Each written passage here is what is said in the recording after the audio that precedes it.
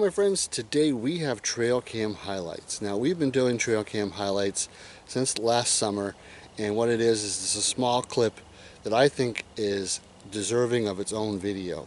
Now we did quite a few of them last year, and this year we're right where we left off. We got some footage today I think is probably better than anything we've gotten in the past. Why do I say that? Is because this isn't something you see every day. Nobody sees this, unless if you work for National Geographic and you spend a whole lot of time out in the woods. So I hope you enjoy the footage, stay safe, and I'll see you next time.